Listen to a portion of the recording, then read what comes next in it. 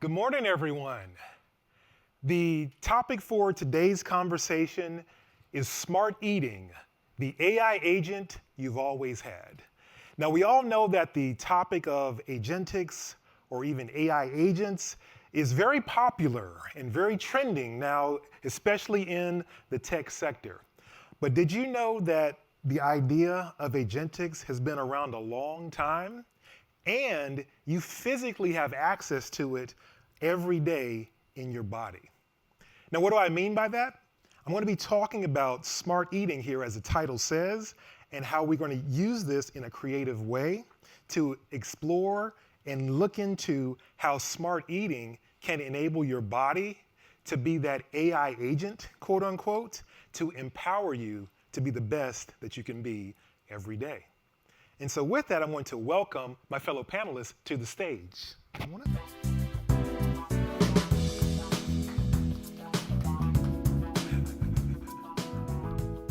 All right, have a seat. Thank you.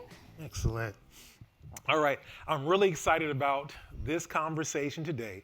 But before we jump in, I wanted to formally introduce my fellow panelists. I'm going to share a few highlights about some of the amazing things that they've done. And then from there, I'm actually going to turn it over to them for a quick question so they can share even more about themselves with you. So I'll start with Kelly Jones to the opposite of me.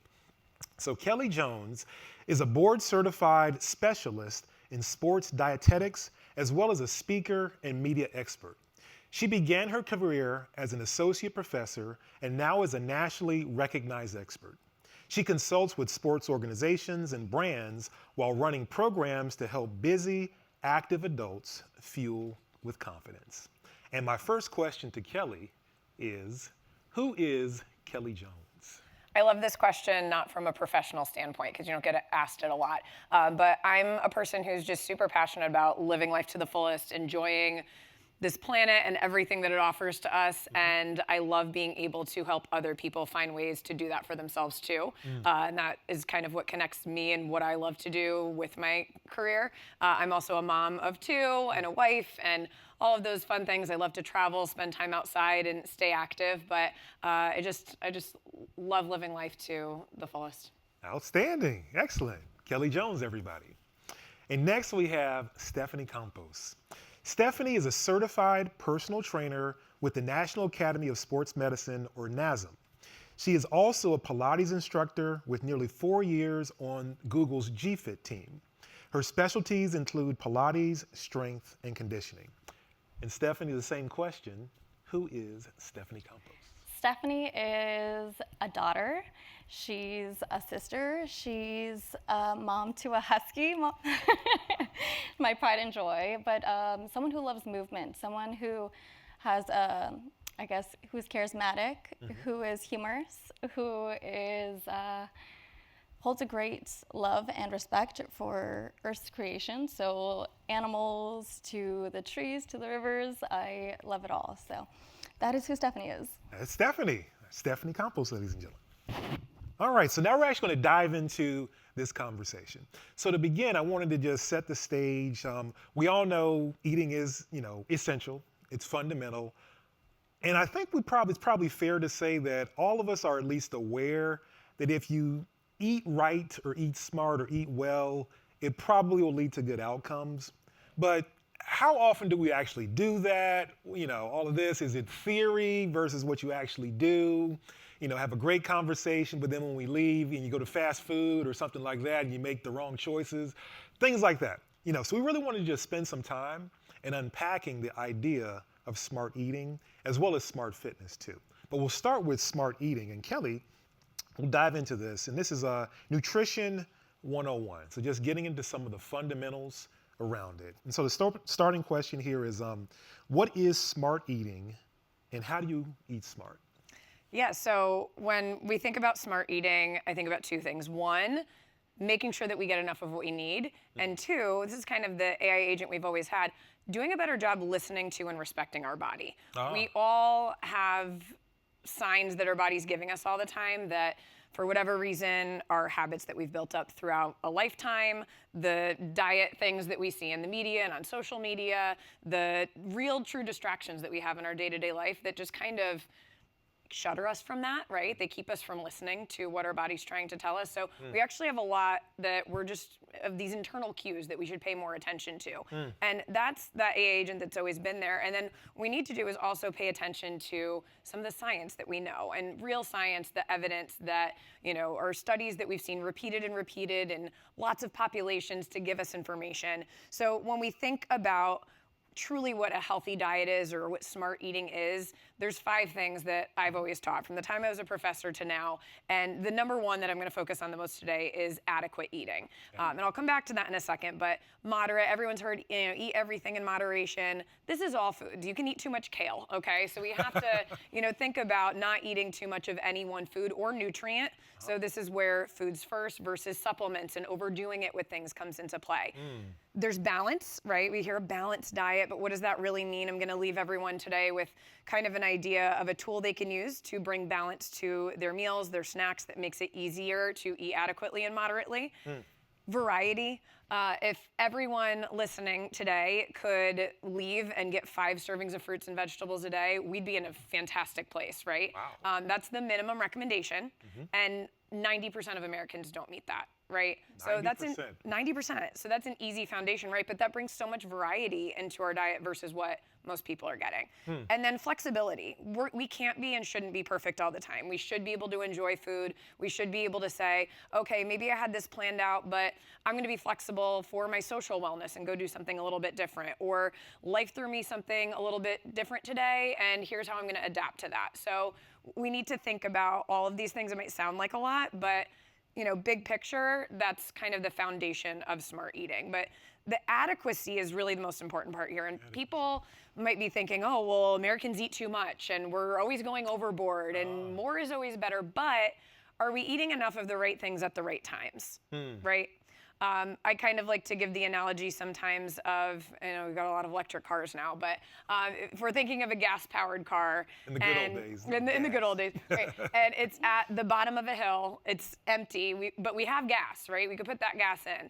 And instead, we decide we're gonna push that car up the hill and fill it when we get to the top. That's a lot more challenging, right? Yeah. Versus if we just fill up with what we need in the beginning, we time things better, we fuel our body when we need it, then we can more adequately function throughout the day too. So energy is a big part of it. We want to look to food as energy. We want to give ourselves true energy in the morning, not just the stimulants that we're so wired to reach for. I love my coffee too, not taking that away from you. But where's real energy? That's actually calories. And if we think of energy in a better way of how is this going to fuel me, we'll kind of naturally start to make better decisions and look for those higher quality options too, that then also give us more of the vitamins and minerals and the antioxidants that we hear about and talk about that are overall going to fuel our body best. So again, getting the right energy at the right times can really do a lot for us, and then prevent the overeating at the end of the day and the splurging and the intense cravings that we sometimes tend to see. Yeah. Yeah. I love it. There's a couple cool things I wanted to just pull out of this for our group here.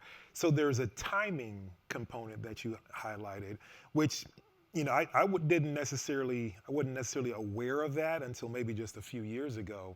But what you eat is important. When you eat it is just as important, or almost as important, very important with that. And then energy throughout the day. And then also there's a whole, I'll just say, foundation of fundamentals. Of literally what to tactically eat. And then listening to your body. I never knew you could not eat too much kale.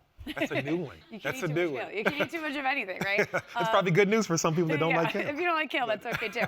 But and then you merge that with these forgotten signs of hunger that I have examples of for everyone. I don't have to read through them, but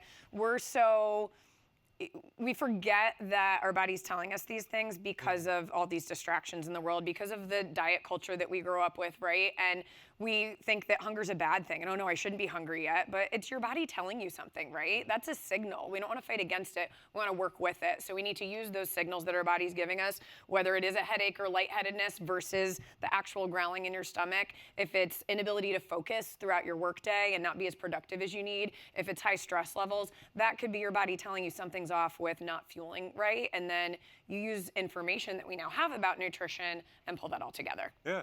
And with that really quick, Kelly, being aware of what your body is telling you, I like to call that body intelligence or physical intelligence.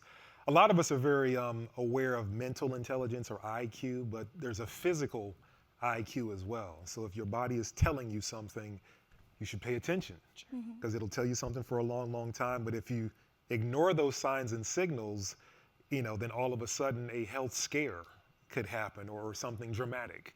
Absolutely. And smaller steps now can prevent having to make drastic changes later. It's a lot easier to make those small changes earlier when you're younger. People always say, oh, I used to be able to eat whatever I wanted. Well, that gets you where you are eventually, right? So you have to think about all of these things when you're younger so that you can live that, fulfilled life that we were talking about, right?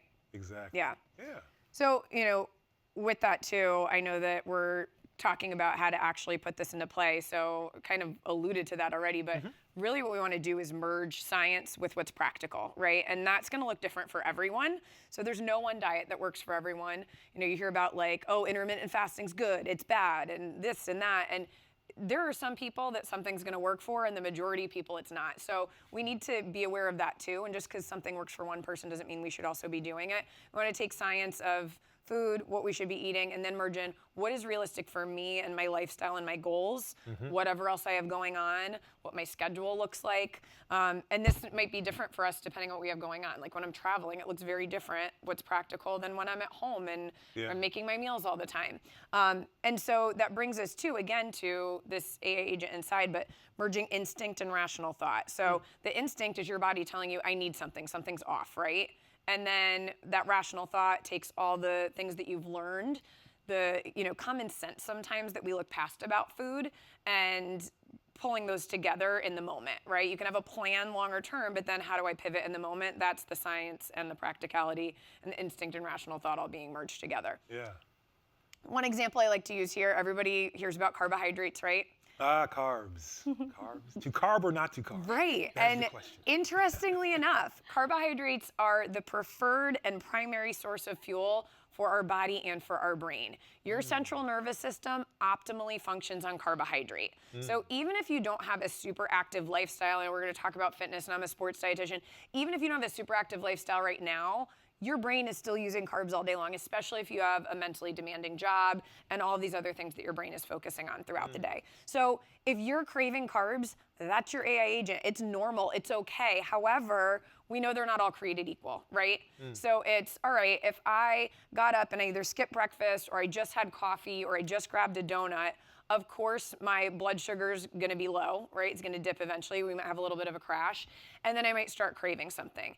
Instead of going and having something sweet again just to keep my energy up, I'm gonna merge my instinct and my rational thought. My body's craving carbs. I need that energy, right? My brain and my body need it. But to feel better later and next time, maybe I'm gonna add something else to that. So if I'm home or if I have an MK nearby, maybe I'm gonna go and I'm gonna grab hard-boiled eggs and a piece of fruit.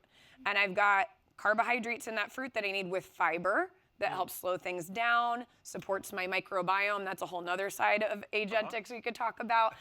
And then I've got some protein there that's gonna help stabilize that energy long term. So I'm getting what my body needs with stabilizers that are gonna make that sustainable so that I feel my best physically and mentally and can make it through the day. Yeah. Yeah. A couple quick things on that. I want to get your thoughts too, Stephanie, just on different thoughts, because on the fitness piece, which we'll dive into in a moment, when it comes to balancing the nutritional piece and the fitness piece, I'm sure there's a way to think about it when it comes to that.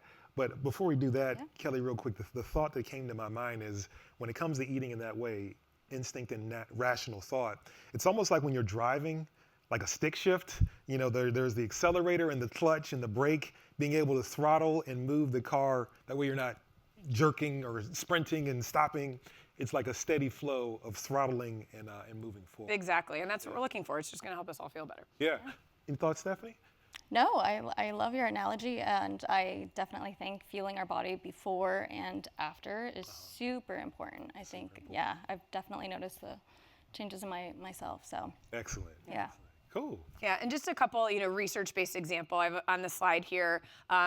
a research study. We're not, just sitting there spooning jam, most people, but it's giving an example of, purely carbohydrate, right? And they had people eat that in a study, and then they had them have the jam paired with just a single egg, right? Just 6 grams of protein. It's not that much. And you could see the difference in blood sugar response. And while it might not look like a lot, we don't want to go above 140 because that indicates that our blood sugar gets too high, and that can either lead to things like prediabetes when this happens over time, or it can just cause those sugar crashes throughout the day. So you can see, even though it's not a huge difference, it does stabilize it more, so we stay at a healthier range within that healthy blood sugar level, and then it stabilizes out, as you can see over time too.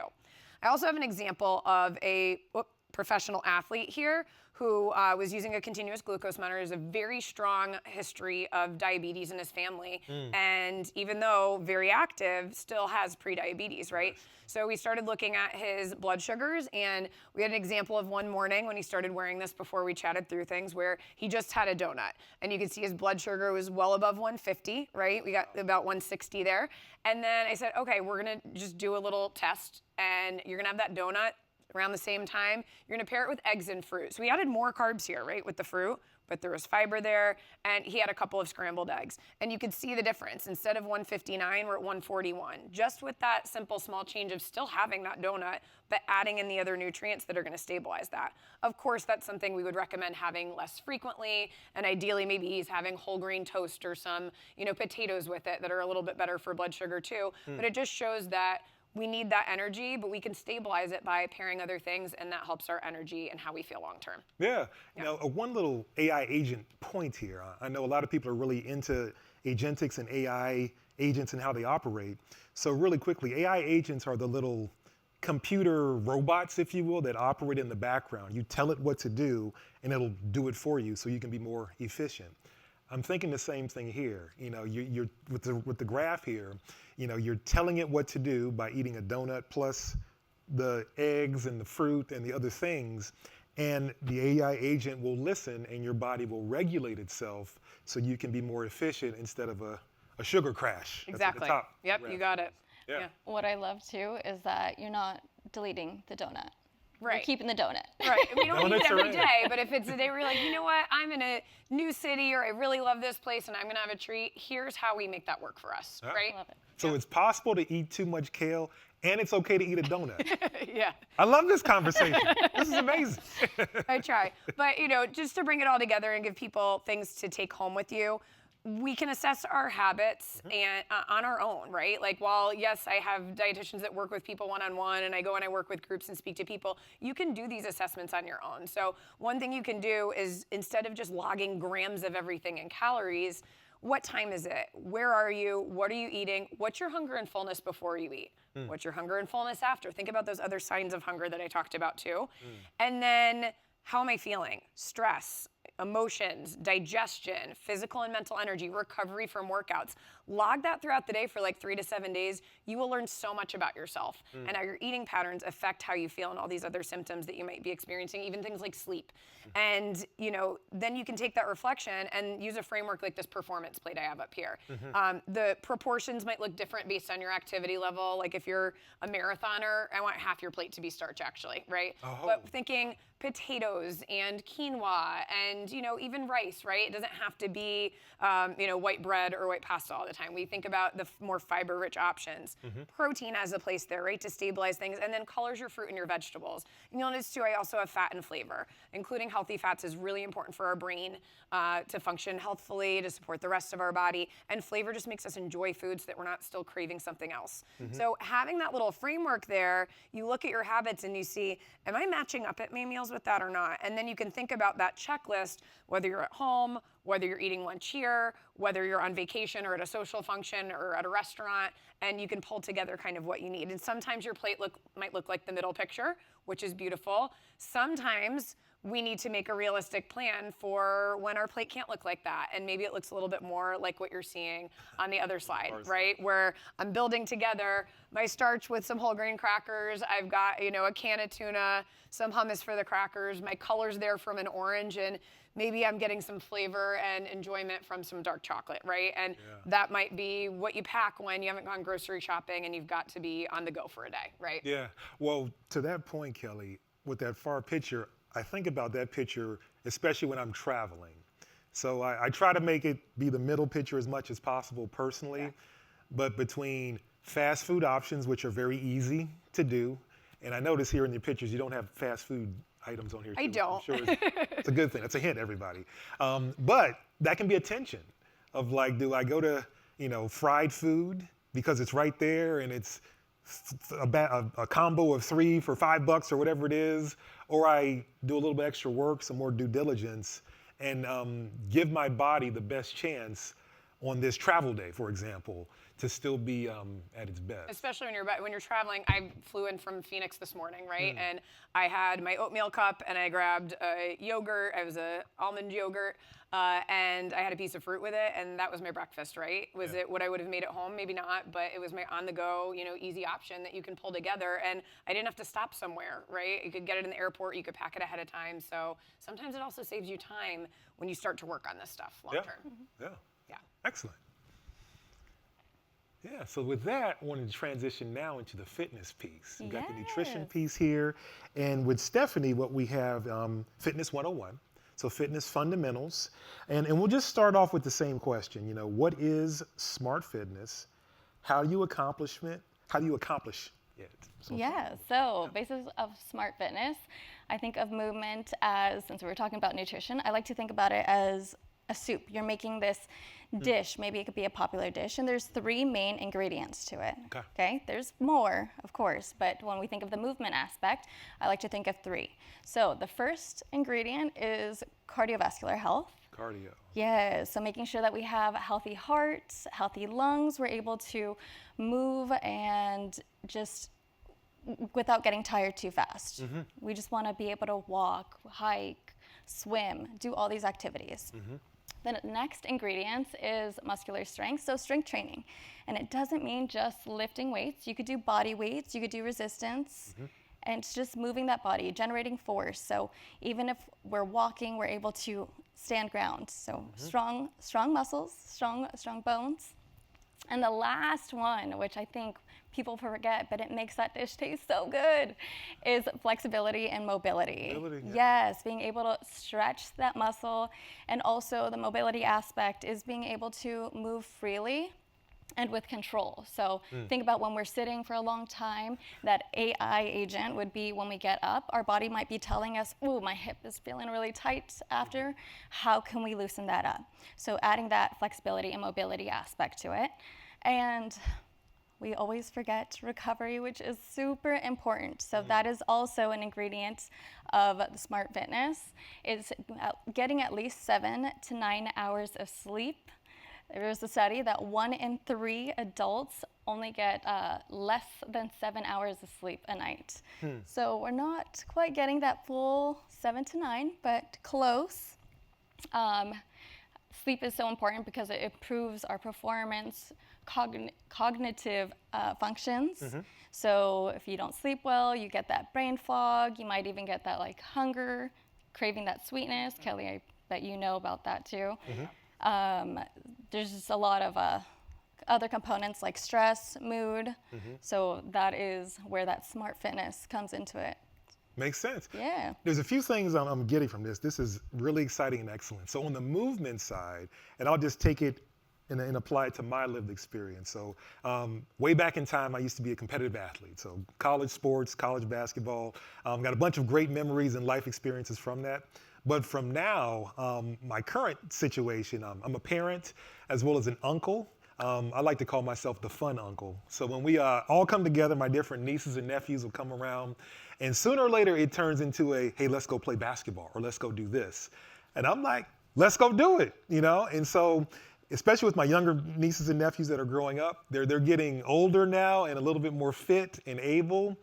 And the competitive side of me wants to still be able to move and still show them some stuff for as long as I possibly can. And so between the holidays or things like that when we're all together, I try to move as much as I can and do these different things, because when it's time to go hang out with Uncle LG, that's my nickname, at least I can still at least try to be competitive. I know one day they're probably going to leapfrog me, but I'm trying to hold that day off. And then the other thing here is sleep. So there's a couple things with sleep. Some people can think running off of 4 hours of sleep or something like that, or maybe 6 hours is a badge of honor, if you will, can be framed in that way. But as I'm listening to you, going back to that AI agent idea, or just the idea of computer health, sometimes it's good to just turn your computer off and let the CPUs and all the circuits just stop for a little while and just cool off.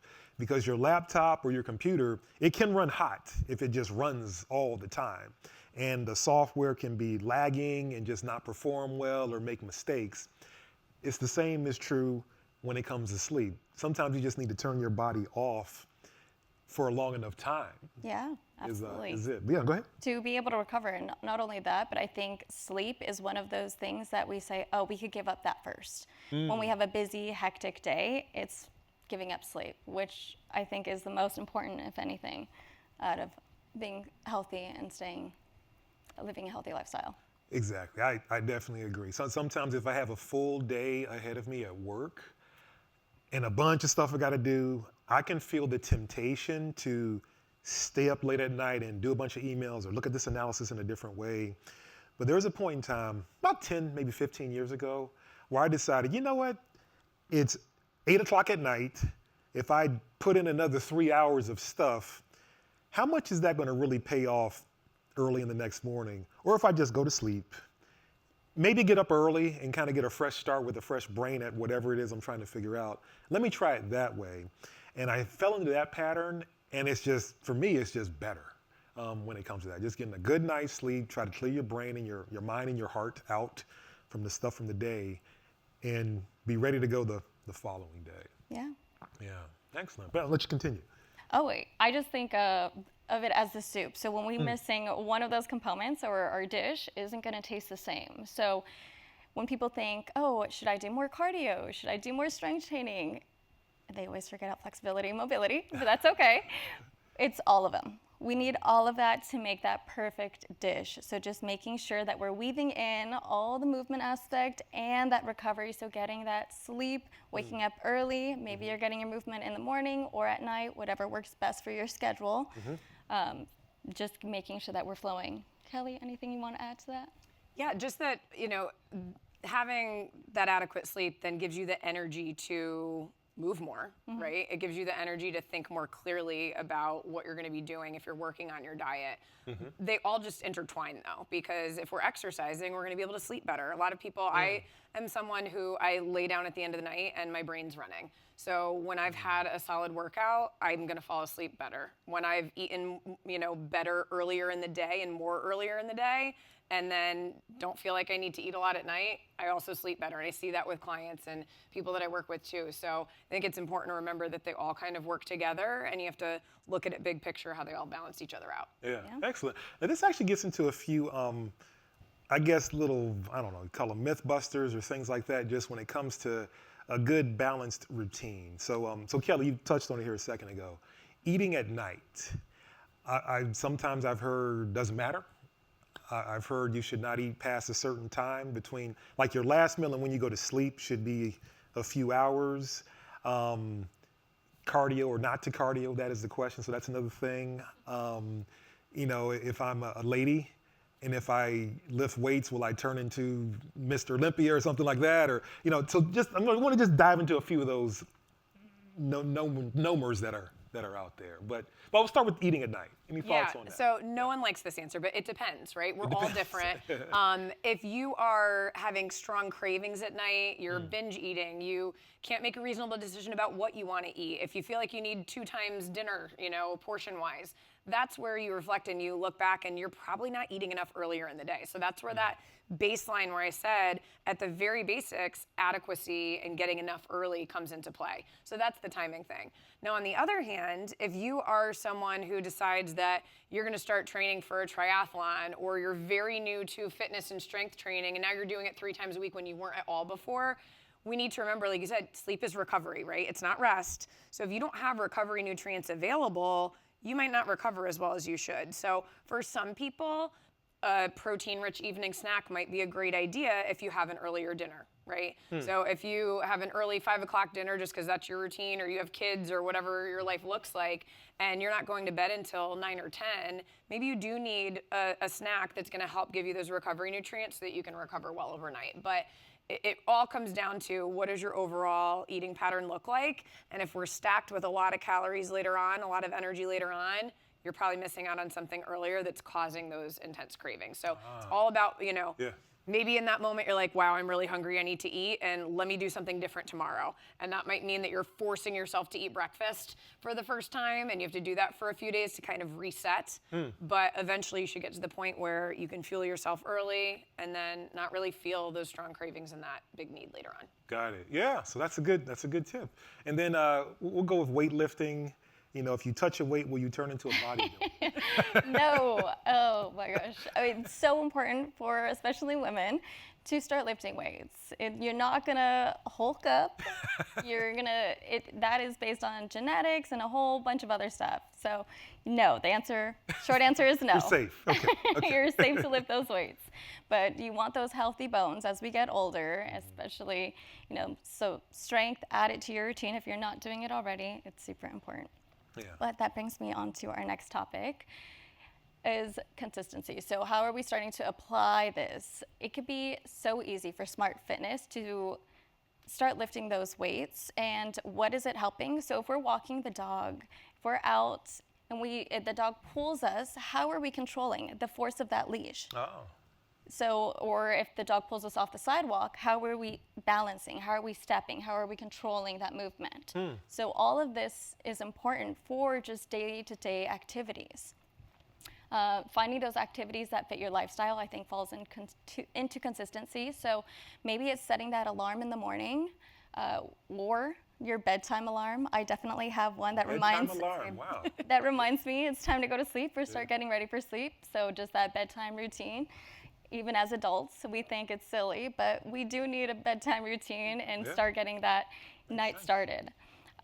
Realistic goals, small and specific. So I like to think about this even with the day and age. Technology is all over. So those smart devices that we have, you could track what you're doing on a day-to-day basis without even trying. And then after that, maybe you say, okay, tomorrow I'm gonna try get a little bit more. So if you're getting 4,000 steps, let's aim for 5,000. That is your small, specific goal that we hope to achieve. It could be doing 5 push-ups every morning. It could be taking the pup out for 5 minutes longer than you normally would, just to get more movement in. Progress, not perfection. Celebrate the wins. I think this is super important. I think we tend to be so hard on ourselves on a day-to-day basis because we didn't get that extra step in. We didn't get those push-ups in, or we're just not where we hope to be. But if you at least did something, be proud of yourself. Every day is not going to be perfect. That's okay. Restart tomorrow. Restart right then and there, especially a mood check. Because like sometimes if you spill your coffee, you're having a bad day, restart. Just take a deep breath and continue on. Yeah.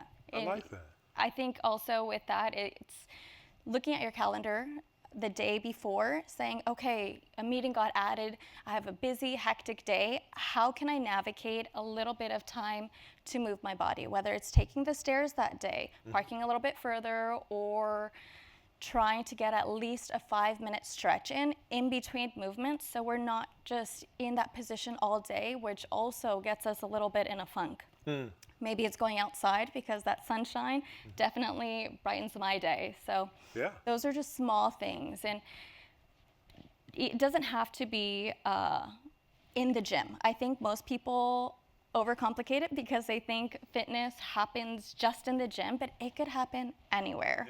Anywhere. So whether it's walking the pup, whether you're going out and you want to socialize, so you go to dinner, and then after dinner, maybe you go out dancing. And fun fact, dancing can burn more calories than jogging, depending on what kind of dancing, but fun fact.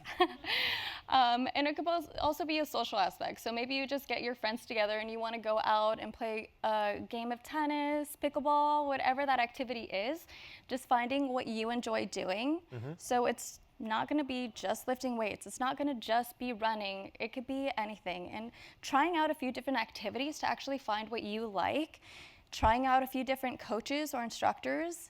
If you really enjoy Pilates or you want to try getting into an activity, maybe it's even just trying to do a few different flavors of different, coaches to find one that you truly enjoy. So, Wow. yeah. This is wonderful. There's a few amazing things I'm just pulling from this. First of all, if I look at the pictures here, it looks like all three of these pictures, they're people that are having fun. They're living their lives. They're doing a number of different things. And to your point you said earlier, like if the gentleman walking the dog, so if you're advanced in years and you're walking the dog and the dog pulls, is that a broken hip that's about to happen? But if you've had a steady flow of good mobility training, strength training, and those things over time, if the dog jerks, you can jerk it back. It won't throw you off. Things like that. And then, there's the steps, there's tennis, those different things. They're living their life. They're all outside, those pictures as well. So yeah, not all fitness happens in the gym. It happens along the way, is a thought. And then the third point, progress, not perfection, and celebrating the little wins. The big thing that I get from that is that when it comes to perfection or even winning, for me, that can be an element of judgment that can come into there. If I didn't win today, well, that must mean I lost. But if I made the right choice, if I'm traveling, to your earlier slide, Kelly, and I couldn't get the perfect plate that was in the middle, but I got a plate that wasn't fast food, but a plate that looked like the other one, hey, that's a win. It's not a loss. And it's the journey of making the right choices and decisions along the way. And the accumulation of wise choices over time creates, pictures like these and many more. That's one thing I'm pulling from this, which is, and it's achievable. Yes. To the top. Yes, absolutely. And I'd love to just say, too, I love that you mentioned that you can just start over in the moment. You don't have to wait until January 1st or Monday or even tomorrow. It can just be you know what, I don't feel great. Let me reset right now. And that can have to do with everything. It could be mood. It could be movement. It could be food. It could be everything. So I'm all about that is, just starting over when it's time. Yeah, and it's funny from an AI agent point of view. If you have an AI agent running in the background and it's not really doing the right thing, you just tell it what to do. You tweak it. Right. And it'll start over. Its feelings aren't hurt. I don't even know if an AI agent has feelings, but its feelings aren't hurt if you tell it, no, do it this way, or make a better choice this time. It'll just say, okay, and it'll just go, and it'll work. And so it's a similar type of thinking with that. So I love it. Yeah. Yeah. And that brings us to smart eating, fitness, and longevity. So yes, providing energy for a workout and aids recovery. I think we talked about the importance of nutrition and how that fuels us for working out, for meetings. Also, good nutrition helps us with mood, focus, and mental clarity, or activities that we just hope to achieve later in life. Living life. Yes, living life. There you go. Kelly, add on. I know this one is also both of us. Yeah. When it comes to longevity, I think it's a super hot topic right now, and a lot of people are looking for these trendy things to do. What supplement can I take? What diet can I go on? Right. And certainly there are supplements that can be incredibly helpful, like, talk to your doctor before doing this. But for most people, I'm recommending an omega-3 supplement, right? For all of its benefits. But when we're thinking about longevity, we have to start with food first. Taking, some crazy expensive supplement or a greens powder isn't going to erase the lack of adequate calories or protein or fiber that you're eating, right? When we're thinking about longevity, I mentioned already, kind of thinking about that performance plate and as many meals as you can or snacks that you can, check off that you're getting that protein to support your muscle mass with age, because one very strong predictor of longevity is your muscle mass. And that changes a lot for women, especially perimenopause, menopause area. So I will tell you, in that stage, it's fitness, it's protein, it's antioxidants. And with the protein, those antioxidants come from a variety of plant foods. So one thing that I encourage everyone to do, you don't have to be following a vegan or plant-based diet, no matter who you are. The more variety of plant foods you can add, the better off you are. You're getting that fiber I mentioned earlier, supports your microbiome, that affects your immune system. which is tied to longevity. It affects your recovery. It affects your mood. It affects so many things that are happening in our body all the time. And then the antioxidants or these bioactive plant compounds, there's over 30,000 of them, right? So if we're just focusing on doing the same every day and reaching for this bar or that supplement, we're gonna miss out on a lot of what food has to offer us. So, a lot of times we're thinking, what can I take away or what supplement can I add? If you can think about adding in plant foods, it just makes it a lot easier, addition rather than subtraction, and it also simplifies things, right? Yeah, I love it. And one quick thing when it comes to fitness training or muscle mass, the protein, I know there's a relationship between that and bone density and bone strength. So curious to get your thoughts on that. But before we dive into that, as I'm staring at the word longevity, as I'm in my 50s, that's a word that I pay even more attention to, because I mentioned it earlier, so, college athlete, so I did a lot of fitnessy things earlier in my life, but as I get, on in years, I'm trying to stay relevant physically for as long as possible. And so this simple equation here is key in being able to move and have, I'll put it this way, being able to physically have yourself be available for all of the special moments that life has in store as you live life. And you alluded to it earlier, Stephanie, as, little kids, if you're a parent, being able to, if you have a little one, being there and available when they graduate from high school or college. And you're not just there, you're participating because you can, and you're active and available in that. And so ideally, even when you have grandkids. Right? Yeah, That's even the grandkids, goal, right? and hey, you shouldn't have great to just be grandkids. sitting in the background. Yeah, that's what living life's about. Yeah, exactly. And even on that point, Kelly, I know for me in my family, like when it comes to my ancestors, a fair amount of the men in my ancestral path, they end of life for them was in their 60s, and I'm like, wow, that as I'm sitting in my 50s, that grabs me. And so I want to be able to, break that record, if you will, and be around for as long as possible. And a big piece of that is obviously life choices. Smart eating, smart fitness equals longevity, but really bringing that to life and letting it hit home. But yeah, bone density, muscle mass, that relationship. Any thoughts on that, ladies, when it comes to that? Well, what you're doing to support your muscles also supports your bones, right? They're working together. So whether it's strength training or it's eating enough calcium and vitamin D and other minerals, that all kind of comes together. A lot of people, another popular supplement we see all the time now, collagen. Collagen, yeah. I mean, collagen. There's some evidence that maybe it'll help your skin. We don't really know. Maybe it'll help your joints. If you're not having surgery, maybe not. So when we really look at what's supporting our bones and muscles, because collagen's part of all of that too, is the framework of our bones. It's eating enough just normal protein in food. It doesn't have to be a supplement. And it's vitamin C is actually a very important nutrient that helps us build our collagen. And you can't get vitamin C without eating plant foods, fruits and vegetables. So again, thinking about those foundations, looking to food first versus this fancy other thing that's, just hanging out there that everyone's talking about. Yeah, that's amazing. We just have to put stickers on everything that labels them what they do. Yeah, right. To really help Or it to grocery store amplify. signage. Yeah, one idea just popped in my head with longevity. It all starts and ends with your health, and being able to embrace that and really take that in for as long as possible. Now, the last thing we'll do before we break it into questions here in a little bit is just talk about the holistic dimensions. We talked about physical health, eating smart, nutrition. We touched on social health. You said earlier, Stephanie, well, if you go dancing, you're checking two boxes, the cardio box and the social fitness and intelligence box there too. But I'm thinking like emotional health, mental health, things like that, how it all can weave together. I want to get just thoughts on those things. Anything? So when we talk about health, longevity, I think it's not only living a long lifespan, but also a healthy lifespan. Quality. Exactly. So when we think about being in our older years, what do you want to be doing? do you want to be picking up your grandchild? Do you want to be making yourself food? Do you want to be able to have a conversation in those older years of life?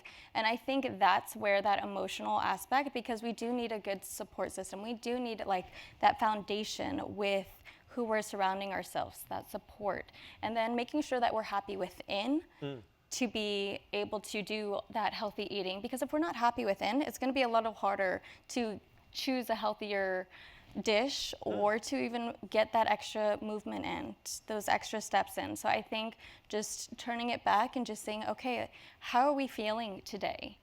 Kind of what Kelly was talking about earlier about that checklist. I think that's very important to make sure that we're having and living a healthy life. Yeah. Yeah, right. We're tracking so much. I mean, why not track how we're actually feeling and how we can make changes to improve that, right? So, you know, you already talked about progress over perfection. You know, I mentioned how important it is earlier to ensure that we're eating enough fruits and vegetables. And I'm going to really drive this home today. But again, people aren't eating enough. And science shows that when you eat more fruits and vegetables, there's greater levels of happiness. There's many surveys and studies that have been done on this. So, you know, part of that is maybe eating brighter foods that feel more fresh. Part of it is, of course, the vitamins, minerals, and nutrients that they're providing. But again, that fiber that supports our gut health and that relationship with wellness. But another thing when it comes to food, too, is not beating yourself up over it, right? So, and not just food, but your body. You know, a lot of people get, you know, self-conscious about their body. They're guilty about their cravings, right? We need to just take a step back again, work with your body, respect it, rather than work against it, and that helps support your mental health too. Yeah, I love it. So a couple things here for the group. One thing I'll extract out of what you just shared, Kelly, is when you're eating smart, so nutritional intelligence, I'll put it that way, can support your emotional intelligence, and they're all working together. And the other thought that I had was, you know, have you ever been in a meeting or something like that where you're sitting down and you're talking to somebody, it's a high stakes moment, and you're talking, either the content is challenging or whatever the topic is challenging, and let's say you start to get nervous, you know, that's your body telling you something. And, you know, what did you mentally do to get prepared for that moment? And this is where those situations like that, this is where all the different dimensions of intelligence come into play. Not just mental intelligence of, oh, here's the content, or here's the code, or the answer to the question, but I got to check in emotionally on how I'm doing. Did the food that I eat before this meeting support that, or is my body about to crash right now when I really need to be hitting on all cylinders right now? And so being able to understand those things, and then at the same time, if I'm realizing that, and now I'm starting to get upset at myself, and then I get mad at you, okay, now that just, I'm all over the place, and now that has an impact on other people. Social intelligence, like that. And so weaving all these things together can really enhance and empower how you show up and the impact that you have. So, so for now, and we'll get ready to transition into questions, but any follow-on just thoughts with our conversation today? Any final wrap-up thoughts for you?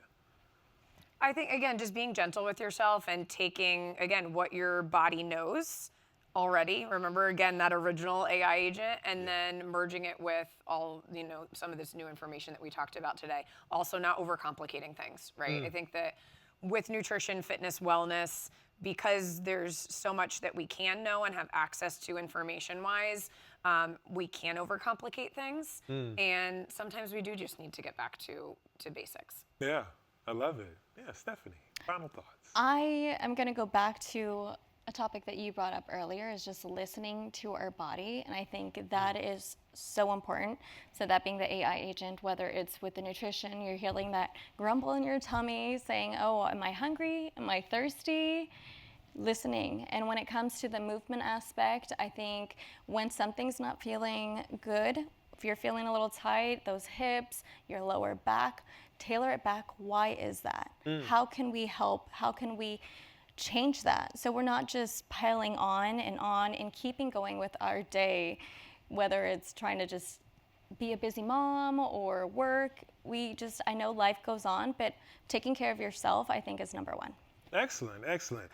I got a number of takeaways from this. I loved this conversation. I'll just wrap it up really quickly by just saying it's a journey is the first piece, and it's the practice of making wise choices in your food choices, in your exercise choices. Also, one thing I'm extracting is the idea of grace. So giving yourself a lot of grace, because not every day is going to be the same. Not all the conditions are going to be perfect for you.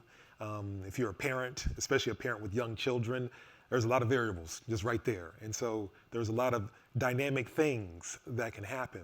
But giving yourself grace gives you a chance to consistently remain in the game, if you will, to use a sports analogy, so that you can be there, for those moments that matter.